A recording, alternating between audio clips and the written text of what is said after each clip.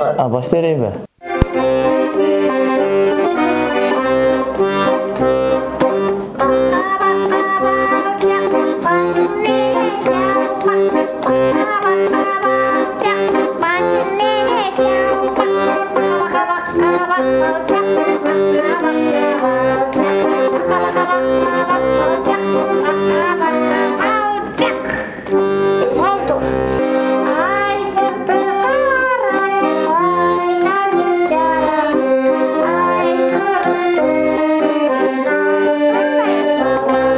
Депутаттарды турадым.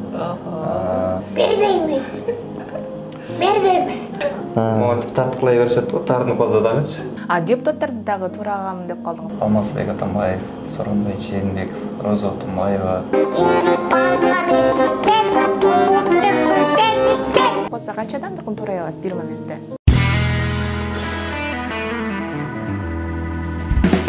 Жаңырган жаңы жылыбыз жалаңгана жакшылыктардын жылы болсун деген жакшы бир ниет менен бүгүн дагы жакшы бир адамдар менен маек куруу алдында турабыз. Бул Жылдыз Тайм рубрикасы бүгүн бизде дагы интернет жылдызы. Тактап айтканда жалпы азыркы учурда кичинекей бөбөктөрүбүздүн арасында аябай актуалдуу болуп жаткан Бака-Бака балчак аттуу чыгарманы аткаруучусу Кыялбек жана дагы Адилет мырза бүгүн биздин Солото YouTube каналыбыздын коногу. Саламатсыздарбы? Саламатсыздарбы. Көргөнүзгө конуштабыз. Дал ушул биздин жаңырган жаңы жылыбыздын алгачкы конокторубуздар. Жалпы эл менен амандашыңыздар. Саламатсыздарбы, барыңыздарга кутман таң. Күнүңүздөр ийгиликтүү болсун. Элибизде, жерибизде тынччылык болсун, асманыбыз ачык болсун. Эч кимиңиздер оорубаңыздар. Келиңиз. Саламатсыздарбы. Жалпы бизди көрүп жаткан кыргыз элине жана ошо Соло ТВ каналынын жалпы көрүүчүлөрүнө бизден ысык салам. Эң жакшы. Негизи эле мынакей Кыялбек мырзаны дал ушул интернет тармагынан көргөндө аябай шайыр, бала кыял ойлочубуз. Азыр бирок жаныбызга келгенде өтө серьезный ушундай адам экенсиз да. Келиңиз өзүңүз менен тааныштырып өтүңүз. Өзүм Жалал Абад областына караштуу Ак Сай районунан болом. Мектепти ушул жактан бүттүм. Учурда быйыл бүттүм окууну. Бебисара Бешеналиев атындагы Кыргыз мамлекеттик маданият жана искусство университетин быйыл аяктадым. Дипломду алдык. Диплом боюнча азыр иштеп атабыз, буюрса. Демек диплом защита астыда экен да буюрса ушул жылы. Жакшы. Келиңиз анда дал ушул ырдын тарыхына бир аз көз чаптырсак, биз укканыбыз боюнча бул жөн гана ырдап койгон жерден эле хит болуп кеткен, э? Баары кечинде жатсаң эртең менен жылдыз болуп калсың дегенде эле болсоңуз керек. Мен муну күндүз киргиздимби, же кечинде киргиздимби? Кечинде. Кечинде киргиздимби? Бул жагы жакшы эле. Бат эле көбөйүп кетти, көрүүчүлөр бат эле көбөйдү. Мындай болот деп деле ойлогон жокмун. Эч ким деле ойлобосо керек, мындай болуп кетет. Же бул ырым хит болуп кетет, же сөзсүз хит болот деп деле эч ким айта албайт да. Көпчүлүккө жагып атат, айрыкча кичинекей балдарга жагып атат. Ушундай видео жасап бергизгендерим бөбөктөр үчүн аябай жакшы болуп атат. Алар баары эле жатташып, ырдашып, ата-энелери да жазышып атат. Жакшы азаматсың, балам. Бөбөктөр үчүн эң жакшы сонун видеолор жасап атасың. Бөбөктөр үчүн жакшы ырларды ырдап атасың. Кеч келсең бакаң ырдап калдык деп айтышат. Жакшы. Негизи ушул толук барбы мындай? Мен укканым ушул бир аз кайрылмас эле болду, Бака-Бака балчак деген. Муну негизи кичинекей кезибизде Бака-Бака балчак, башың неге жалпак, көзүң неге тосток, бутуң неге ийри деп ал мен баарын толук жазган эмесмин, обогонго ылайыктуу кылып эле кыскараак кылып жаздырып койгом да, TikTokко ылайыктуу кылыпчы. Студиядан жаздырып киргизсем, ошо көрүүчүлөргө жагып атат, көпчүлүккө. Жакшы. Өзүңүз дагы баягы бала кыял экенсиз, анан дагы үн коштогонуңуз өзгөчө. Анткени интернет тармактарынан көрүп жүрөм, жада калса сүйлөгөнүңүздү да ошо кичинекей балдардай кылып сүйлөп, бул өнөр кимден? Же болбосо Айна Шашырова эжекебиздин окуучусу болбойсузбу? Адашпасам. Жок, мен негизи көп эле үндү туурайм. Биринчи пародия кылып туураган нерселерим депутаттарды турадым. Андан биринчи абышкаларды турадым. Аксакалдарды угуп. Анан кемпирди туурадым. Андан кийин анын кичине баланы туурап үйрөнө баштадым да. Кичинекей баланын кылыктарын эстеп, бир нерсени суразаң дагы, берчи десең да. Бербейми. Бербейми. Өзүңүз бересиз да кайра таалашып алат экенсиз да деп. Ушундай кылыктары бар го кичинекей балдардынча. Анан урушуп койсоң да тылтыйып, монтип, колун кармап тарткылай беришет го кичинекей балдар. Монтип тарткылай беришет го, тартынып калса дагычы. Ушундай кылыктарын эстеп, анан уну туураганда да кылыктарын ошол кичинекей баладай болуп ойнош керек да, ошондо кичинекей баланын бир кыялдары, кылыктары көрүнөт. Жакшы. Депутаттарды дагы туурагам деп калдыңыз. Азыр туурабай калдым. Кимдерди туурагансыз буга чейин? Нурлан Мотиевди туурачумун, Алмазбек Атамбаев, Сооронбай Жээнбеков, Роза Отунбаева. Эмне үчүн туурабай калдыңыз депутаттарды? Эми өзүмө билбейм, жакпай калды. Көпчүлүк туурашат го. Көп эле туурагандын баары эле депутаттар туурайт. Чал кемпирди туурайт мындай көп да. Ошон үчүн өзүм дагы көп эле туурабай элем. Көбүнчө азыр ушул жок үндөрдү Айнаш Ашырова эжекем айткандай, сен өзүң жок үндөрдү издеп тап, эч ким укпаган үндөрдү өзүң тап изден. Мен азыр да өзүм изденип, азыр да үйрөнөм дейт да Айнаш эжечи. Анан мен дагы ушундай жок үндөрдү, эл укпаган үндөрдү иштеп аракет кылып атам. Жакшы, мисалы үчүн кимдердин үндөрүн, мисалы кичинекей наристелердин, кичинекей бөөктөрдүн үндөрү, андан башка дагы. Андан башка мисалы 40 жаштагы байкелер бар, 40 жаштагы же 40тан өткөн же 50гө чыгып калган байкелердин үнүн, мисалы 50гө чыгып 40ка жакындап калган байкелер мындай сүйлөшөт го. Мисалы тойго барып калса да, тойдо маке, тоюң жакшы болуп атат. Анан мейки жаш бактылуу болсун. Ошол эми тойлордон эле жолугал деп ушундай сүйлөшөт го. Ушундай сүйлөгөн байкелер бар. Анан эжелердин үнүн үйрөнүп атам.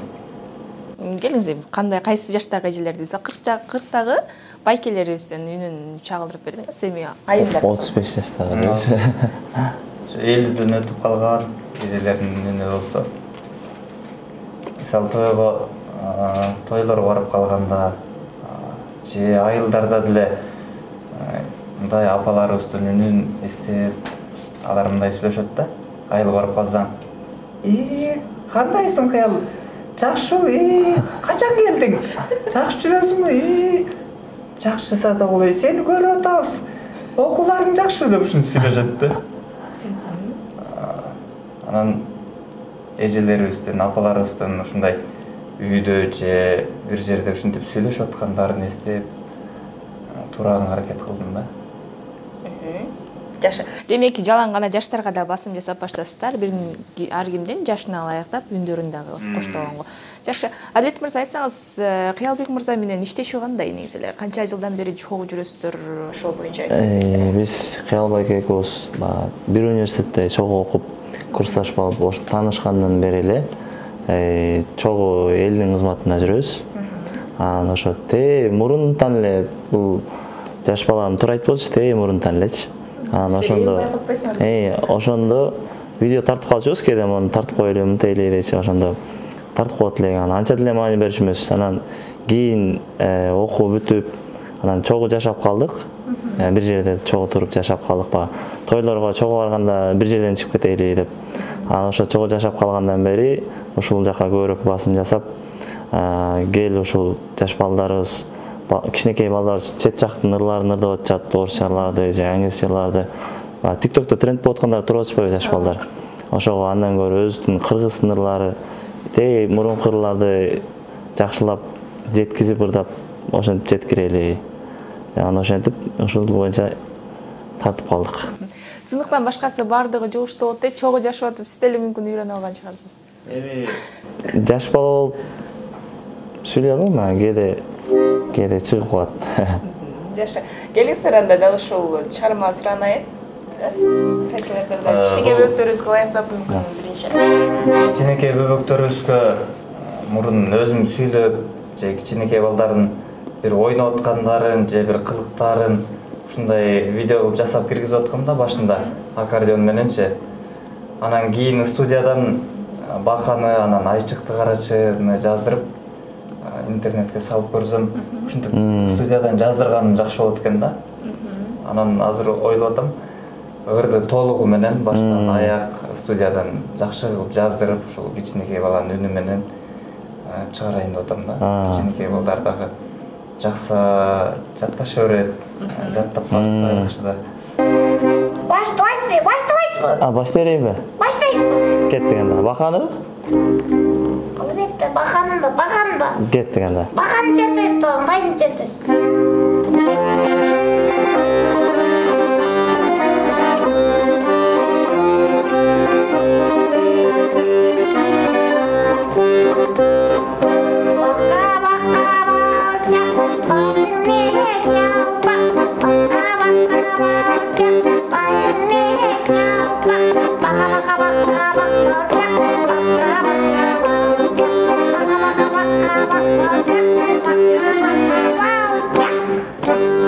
Экинчи билетичи?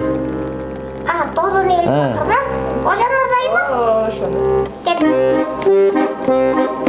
Тоодон элип бакырды, апа мени чакырды.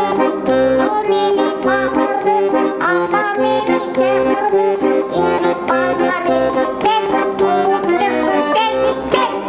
Ал сөзүн жаттагансың да толук? Жаттагам. Баштайынбы? Орда эле жүрөм, ой атлет ойки. Баштай берейин анда. Баштайсыз да.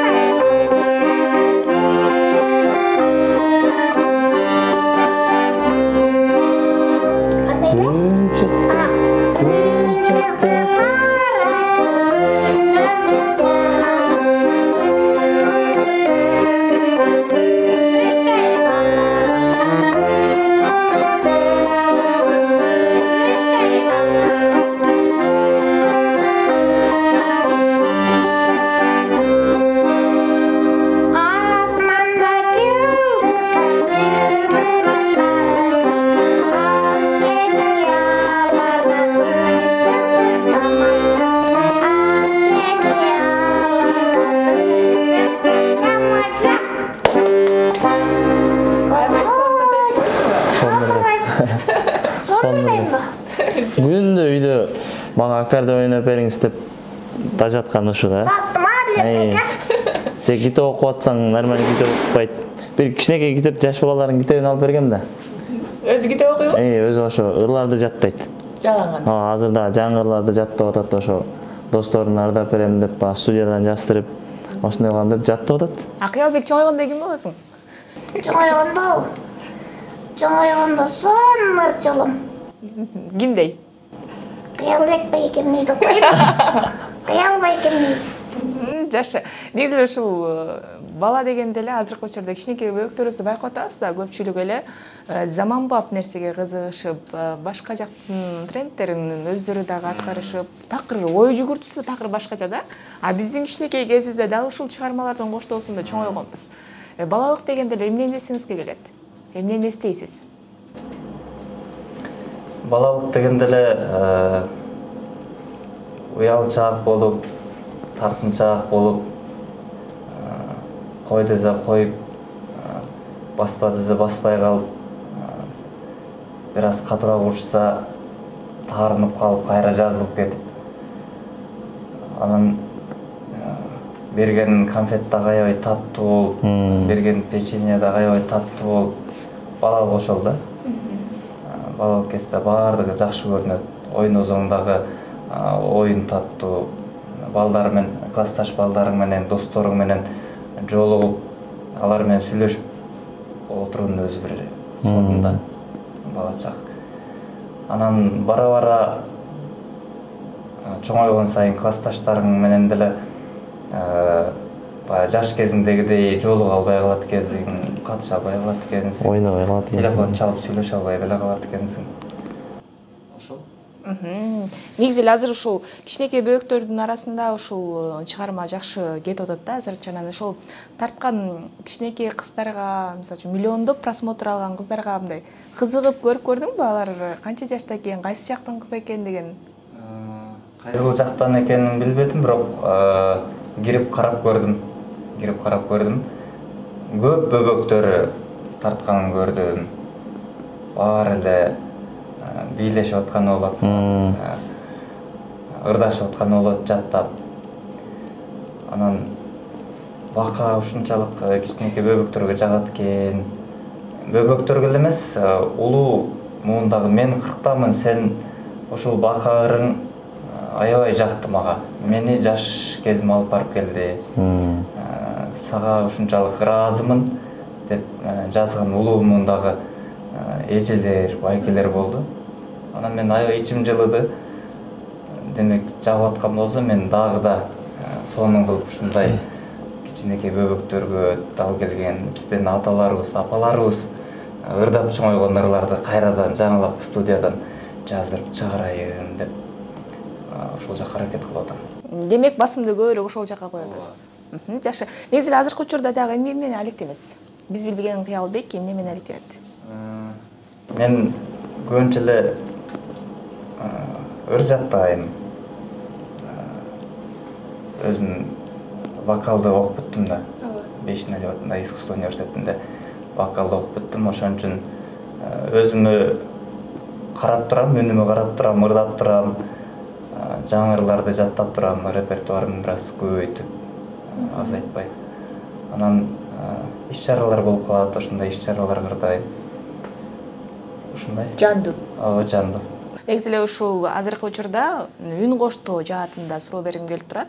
Азыр мультфильмдерди кыргызча которууга дагы чакыргандар болобу? Мисалы үчүн үн коштоп бер деп. Үн коштогонго Айна Шашырова экөөбүз чакырды. Мен 3 жолу, 4 жолу бардым.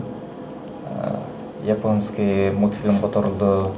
Кыял ушуну коштош керек деп чакырып калды. Мен КТРКга барып, ал жактан ошол бир мультфильмди аягына чыгарайын деп калдык да. Толук делек. Анан ошол жактан Айна эже көп сөздөрдү айтты. Буюрса мен да сүйүнүп атам. Мен ордун баса турганда киши бар турбайбы дедим эле деп. Сени көрүп аябай кубандым. Бир видеоңду көрүп алайын, күлдүм деп. Айна эжеден ушундай сөз укканда мен аябай ичим жылып, аябай сүйүндүм. Айна эже көп айтты. Көбүрөөк изден, көбүрөөк ушундай үндөрдү туура, көбүрөөк аракет кыл деди. Мен азыр деле аракет кылып, азыр дагы изденип турам, азыр дагы башка үндөрдү туураганга аракет кылам деди. Үн коштогондордон Кыргызстанда Айна эжеден башка дагы барбы бирөө жарым? Мен мисалы үчүн билбейм да. Айна эжеден башка эме көп эле инсандар коштойт ал жакта. Мисалы актер, актрисалар бар, үн коштойт. Анан эме үндү ушинтип өзгөртүп коштогон ушундай үн коштогон чебери бул Айна эже да. Бир отурган жеринен эле бир 20 үндү өзү эле бир мультфильмди эле өзү эле бүтүрүп коет да. Айна эже айтып калбасызбы, толтур адамдыкын бир эле отурганда үнүн коштоп коет депчи. Сизде ушундай мүмкүнчүлүк болуп калса, канча адамдыкын туурай аласыз бир моментте? Эми аракет кылсам бир отурганда бир 30-ту тууразам, 40-ту тууразам мен үчүн жакшы да. Аракет кылышым керек да ал нерсеге. Билбейм канча киши. Азыр учурда бир 15 кишини үнүн өзгөртүп турай алам да. Бир моментте эле, бир отурганда эле. Бир моментте. Азыр көрбөйбү? Азыр эми ага биздин саясатчы аты да кошулуп кетет да. Ошон үчүн мен ал жакта туурабайм да. Эмнеге коркуп атасыз? Башка үндү туурап берейин, мисалы улуу аксакалдар турат. Келиңиз ашылар. Бул соокта бир аз чөтөлүп калыпмын. Соок жакшыбы кызым? Жакшы. Иштер жакшыбы? Жакшы. Мен небирене ээрчитип келип калдым. Ырдатайын дедиңиз. Небирени ырдатайын дедим, таланттуу да. Мени тарткан таланттуу. Ооба, чоң атам. Мендей болсоң жаңылбайсың дейм. Туура. Эрте менен эрте туруп тренировка кылдырам аны, чулкатам. Машыктырам. Мустак суга бетин жуудуруп китеп окутам. Баланы жаштайынан тарбиялаш керек да. Чоң апам марта чоң апам. Кемпир жанында күпшедеңби? Ооба. Кемпир да келген. Энең чакырып койгун. Энеси чакырып. Садак болуп кетейин.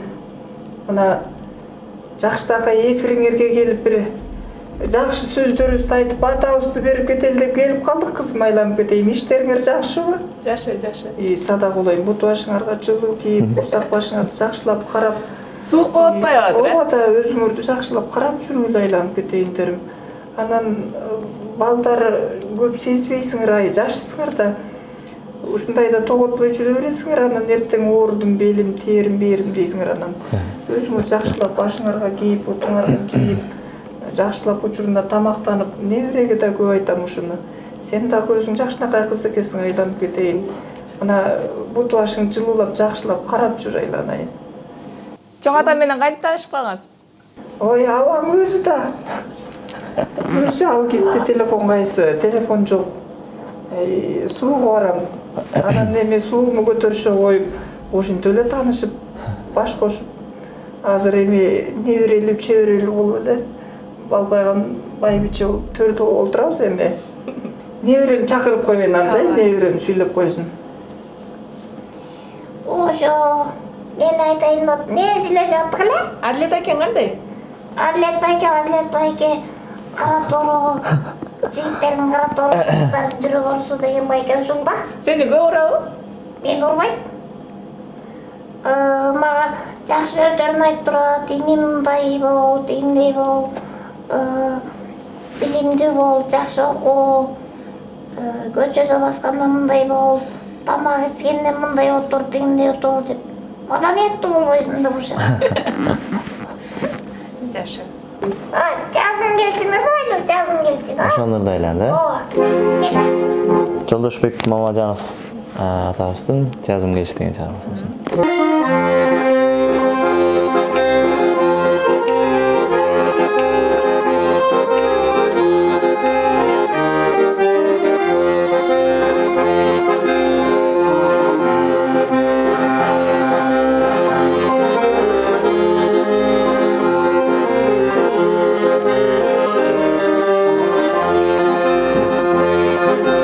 Kaydan жүрүп, сага кабылды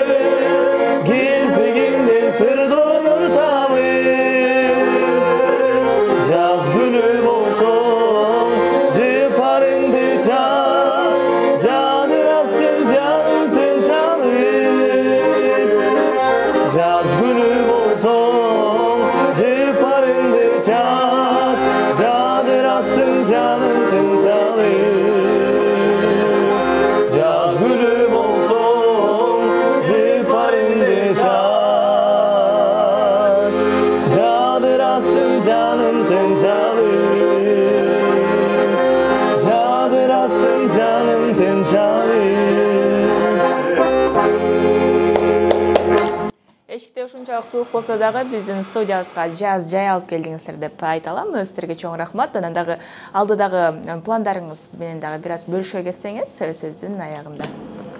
Алдыдагы пландар Кудайым буйрса өзүмдүн үнүм менен дагы ырларды жаздырып, клип тартабыз Кудайым буйрса.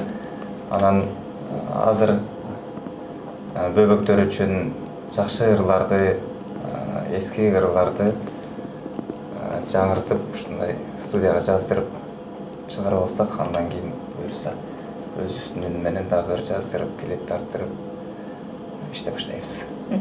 Жакшы. Алек мырза, сизде кандай пландар? Менде азыр репертуарыбызда 2 клип бар азырынча. Анан алдыдагы азыр жакшы өзүмдүн автордук чыгармаларымды даярдап атабыз. Ошо жакынкы күндөрү клибин тартып бөлүшөбүз. Жакшы. Чыгармачылык эргүү каалайбыз. Буюрса дагы да болсо көптөгөн ырларды чыгара бериңиздер. Калбек мырза, келиңиз. Жалпы дал ушул сизди колдоп, эми ушул көрүүчүлөр деле, жалпы эл да ошолорго бир аз ыраазычылык билдире кетели. Колдогондорго, Ооба. Эл менен элсиң дейт го. Эл бар үчүн ушунча көрүүчү топтолуп атат. Эл бар үчүн ушунча жакшы сөздөр айтылып атат мага. Баарыңыздарга Кудайым бекем ден соолук берсин. Элибизде, жерибизде тынччылык, барчылык, аманчылык, дайым асманыбыз ачык болуп, элибизде ынтымак болуп турсун. Баарыңыздарга чоң рахмат, ыраазымын. Эгер сиздерге кичинекей бөбөктөргө чындап жагып аткан болсо, мен дагы да аракет кылып, дагы да сонун кылып иштеп, көп ырларды сиздерге тартуулаганга даярмын. Бардык жакын инсандарым, досторум, агаларым, эсекелерим, ден соолуктуу болуңуздар, оорубаңыздар, дайыма күлүп, жылмайып жүрүңүздөр. Мен сиздерди жакшы көрөм. Буюрса да көрүшөбүз. Сиздерге дагы чоң рахмат. Бар болуңуздар. Дагы да болсо биз студиябыздан күтөбүз. Эң башкысы ден соолуктуу болуңуздар. Сиздердин да ишиңиздерге ийгилик, оорубаңыздар, дайыма ушундай сонун таланттууларды алып келип эл менен жолуктуруп туруңуздар. Сиздерде. Мына ушундай Солото YouTube каналыбыздын жалпы катталуучулары бүгүн бизде Кыялбек мырза менен жана Адилет мырза болду. Эгерде сиздерге маек жаккан болсо, жакшы каалоо тилектерди комментарий бөлүмүнө жаза кетиңиздер. Кызматыңыздарда Таңнургүл Молоева, амандашканча.